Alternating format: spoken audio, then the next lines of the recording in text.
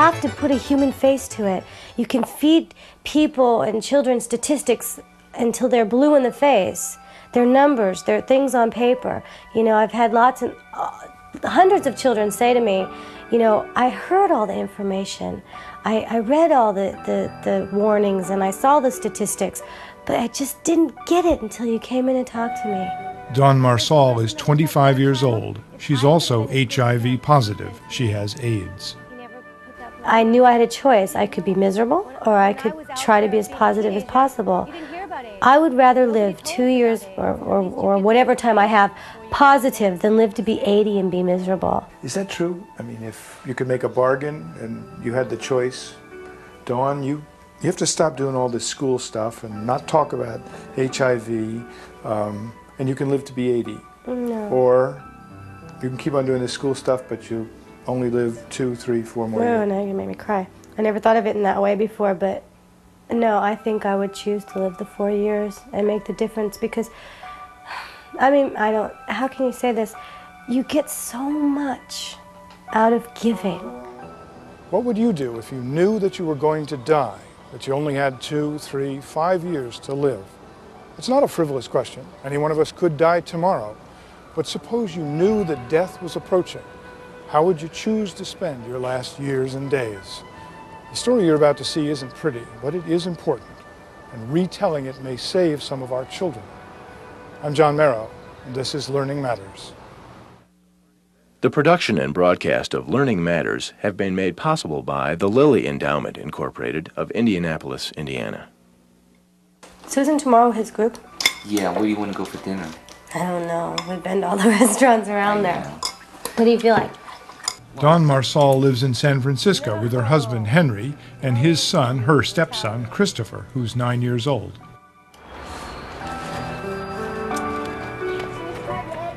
On weekdays, Henry takes Christopher to school on his way to work. Then Dawn goes to her job. It's really volunteer work, educating high school students about AIDS. I say a prayer, actually. What I do is when I go into a classroom, I say, you know, God and universe and whoever's out there listening, help me to say what I need to say today. Help me to say the right thing to get through to who I need to get through to today. Because maybe there's one kid in that class I need to get through to.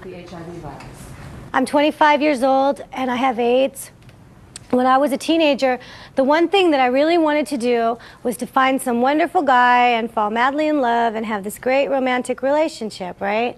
And the big mistake that I made was that I believed it when some guy would say to me, hey, Dawn, if we have sex, that's going to bring us closer together. That's going to make our relationship stronger. I believed that, and I had sex with the guy, and I got hurt. I got dumped. I did all kinds of really crazy things. I tried all kinds of drugs. When I was 17, I tried IV drugs. It was just something new to try. And then something strange happened. I grew up. I stopped doing drugs.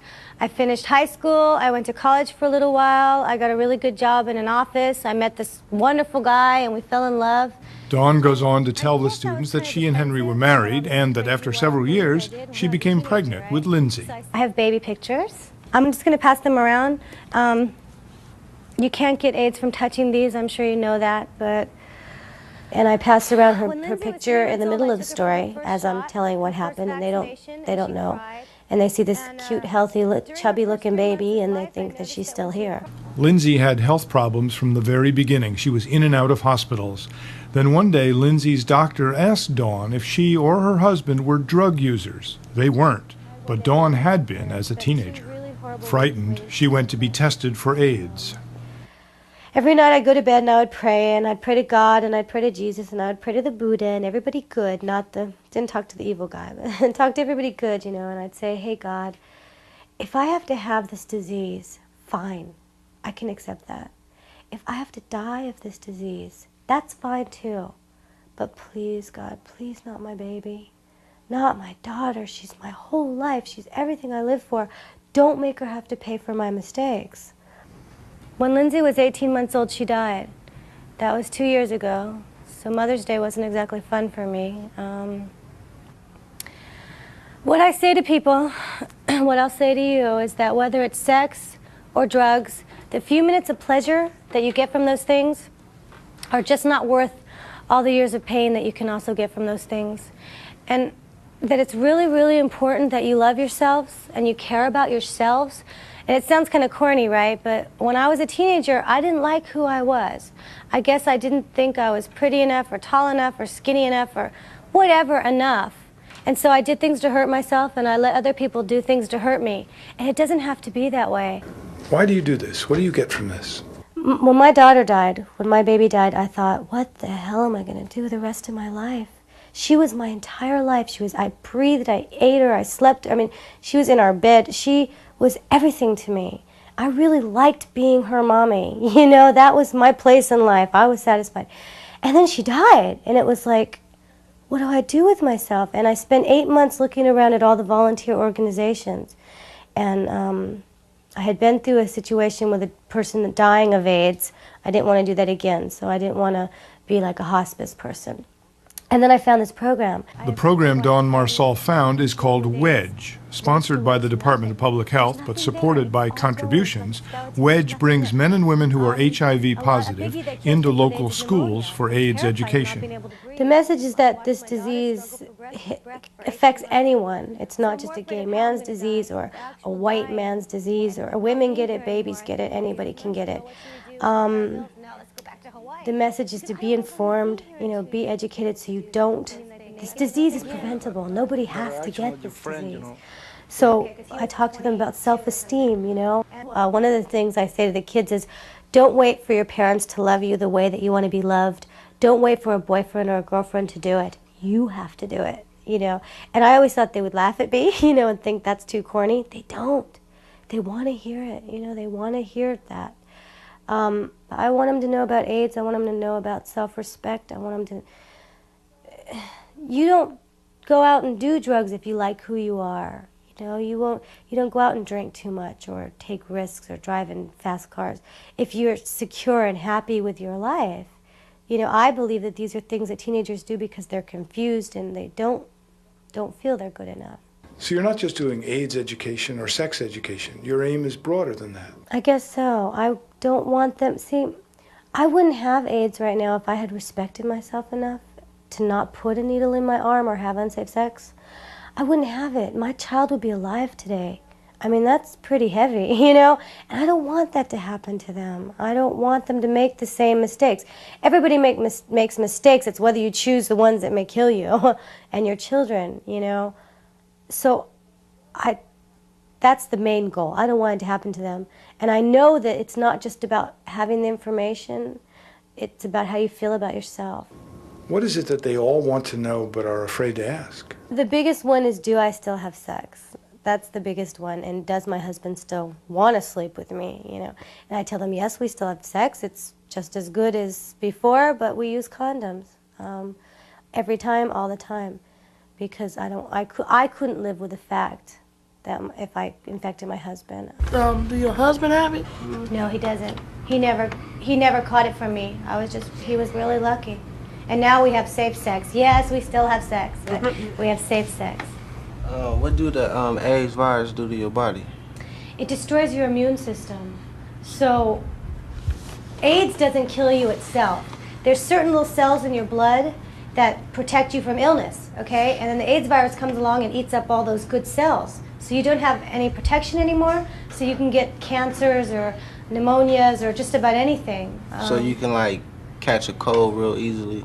Yeah, like, for instance, me and you could have the same virus, a cold virus.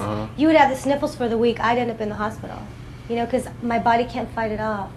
So the same thing. So if you get something like, a lot of times people die of cancer or pneumonias because their body can't fight them off. When you're in a classroom with the kids, do you ever feel like a freak, a pariah? They may when I first walk in, you know, I think there's a curiosity there of this is an actual person with AIDS, you know, this is a... But then as the time goes on, they find out that you're not different or special or weird. You're just like their brother, their sister, their mom, their dad, their cousin. You know, you could be their friend, somebody they know. You know, I don't know if this might be a hard question for you, but do you ever think about when you die? Does that ever bother you? Well, I really believe in God, And I really believe that we go somewhere after here. We better, or I'm going to be so disappointed, you know. And my daughter better come pick me up, or I'll be really pissed, you know. There are people who put what you do in the category of scare education. They say that doesn't work, that you can't scare kids into behaving. I don't go in there and say, if you get AIDS, you're going to die. You know, I don't go in there and attack these children. I go in, this is reality, baby. I'm sorry. You know, this is reality. This is my life. I'm not a made-up person to scare anybody. This is what really happened to me and can happen to anybody. And I know it works. I know it's you have to put a human face to it. You can feed people and children statistics until they're blue in the face. They're numbers, they're things on paper. You know, I've had hundreds of children say to me, you know, I heard all the information. I read all the warnings and I saw the statistics, but I just didn't get it until you came in and talked to me. You know, it didn't hit home till I saw a real person with a real life and a real story. Do you think young people change their behavior after hearing your story? I have letters that prove to me that they've at least, you know, thought about it. I have letters saying, I will wait now to have sex until I'm sure I'm ready for it. When I have sex, I'll use condoms. I've had really intense things, like one boy wrote me a letter saying that all his friends used IV drugs and they've been bugging him to use them. And he was going to go that weekend and use them. And now he just so happened I came into his class that week and he heard my story and he's not going to do it. How can you ask for more than that? You know, even if I never spoke again, I couldn't ask for more than what I've already affected in people's lives. So I know that it does work. I know that people do listen. I've had kids write me letters saying, not only do I know how to protect myself from getting the AIDS virus, but I know how to handle it if I find out that I have it. But the kids may think, well, hey, you know, the odds are so slim that I'll ever get this. I don't leave that for an option. I make it real clear that all it takes is once. Just by looking at me, they learn the lesson that you can't tell by looking at somebody, which is a real big thing for them to know, because especially teenage boys, they are convinced that there's going to be something showing that says this person has HIV, and I've had them walk around me in circles and really just stare and look me up and down, and then walk away shaking their heads because they just can't see it. I mean, this was before I had hair, you know, but they just can't see that I'm infected, and that's like a real big message they need to have. Or you mean they think, oh, well, they could tell by looking at the girl. She'll have something on her. I'll be able to tell. There'll be some way I can tell that she has the AIDS virus, you know, or that they're infected somehow. They have this misconception that I don't have it printed across my forehead, you know, but they have this misconception that they'll know. What's the right age to send this message? I think kids are becoming sexually active a lot earlier nowadays, and you have to get them before they become sexually active. You have So to we ought to start at age 12. Start at least at 12, yeah. You have to wait till they kind of are getting those, you know, puberty blues, because otherwise, a lot of times, or you have to make it very simplistic for younger children. It's hard to, when a child doesn't know even what sex is. You spend a lot of time in schools, and you probably have a pretty good idea of how much or how little kids know. How do you evaluate not just HIV/AIDS education, but sex education generally? I think California's pretty progressive, and that a lot of the other parts of the country still need these programs. The kids in, say, where I spoke in Oregon had no information about AIDS. The high school kids didn't have, they had a little bit, but not much. I think adults think kids know a whole lot about sexuality and sexually transmitted diseases and so on. Is that not true? No. I mean, if the adults aren't telling them, how are they going to know, you know? And in a lot of places that I've been, they're not telling them. They don't... Nobody wants to think of their 14-year-old daughters having sex or their 16-year-old son using IV drugs, but this is going on, and it's happening, and they do. You know, and the kids need the information to protect themselves. You're not going to really be able to stop them from having sex, but you can give them the tools that they need to protect themselves. Wouldn't it be awfully easy to wallow in self-pity? I think that that's why so many died in the beginning of this epidemic, because all you got was the negative messages and a lot of self-pity. Self-pity isn't going to do you any good. I made a real conscious choice when my daughter died to live, to fight this. I knew I had a choice. I could be miserable or I could try to be as positive as possible. I would rather live 2 years or whatever time I have positive than live to be 80 and be miserable. And it's a real conscious choice, you know, and sometimes you got to remind yourself every day, you know, oh, I'm feeling unhappy today. I can change that. I can choose to be happy. And like I said, when the baby died, I knew I could spend my life mourning my daughter. I mourn my daughter every day of my life anyway, but I could do it in a negative form, which is giving up, getting into my bed and not getting out, or I could take her life and do something with it. You know, and that was another real big incentive for me, was because I was validating my baby's life. I was telling people about what happened to her and what happened to us. And for me, that was my therapy, to work through the grief stuff. Is that true? I mean, if you could make a bargain and you had the choice, Dawn, you have to stop doing all this school stuff and not talk about HIV, and you can live to be 80. No. Or you can keep on doing this school stuff, but you only live 2, 3, 4 more years. No, you made me cry. I never thought of it in that way before, but no, I think I would choose to live the 4 years and make the difference, because, I mean, how can you say this? You get so much out of giving. You've had health problems, you lost your hair as a reaction to medication, you were in and out of the hospital, you gained weight, lost weight, and yet you're so aggressively positive. I think a lot of it has to do with how you think. If you're positive, I'm not saying that I won't eventually die, no matter how positive I am, because sometimes it's up to God and not us. But if I'm going to live here, I'm going to try to be as happy as I can, which was real difficult because I lost the baby. But she wouldn't want me to be. She'd want me to do what I'm doing. You know, she made such a difference in my life. And if I can share that, then it's worth it. It's not worth her dying, but it's worth being here. Do you or did you ever hate yourself? Oh, yeah. I think that there was a point when I could have said, well, I do deserve to die because I gave this to my child. And my husband was like, no way. You know, you didn't know you had this. I begged them to take me and leave her. You know, I begged the universe or whoever's in charge or, you know, to please let me take on her suffering. Give me the pneumonia, not her. You know, and it just doesn't work that way. And sometimes, how do I say, sometimes you have to live with what you did. It doesn't matter that you didn't mean to do it. You know, I still have to know that if I had made different choices, my child would be alive today. And that's something that I'm going to have to live with no matter what. I don't hate myself for that, but it's always there. But my husband wouldn't let me give in to that. You know, that's an out too. It's a way of giving up, and he wouldn't let me do that. And so I've come to terms with those feelings. But, He sounds like a special guy. He's amazing. He stayed home with the kids when I got the test results. And a girlfriend went with me to get the test results. And I came home and I walked in the house and I said, honey, I have this disease. It's positive. If you would like a divorce, I'll understand. I'll let you go. You know that it's okay for me to take the baby, live back with my family, that's an option. If you want out of this situation, I won't hate you, but go now.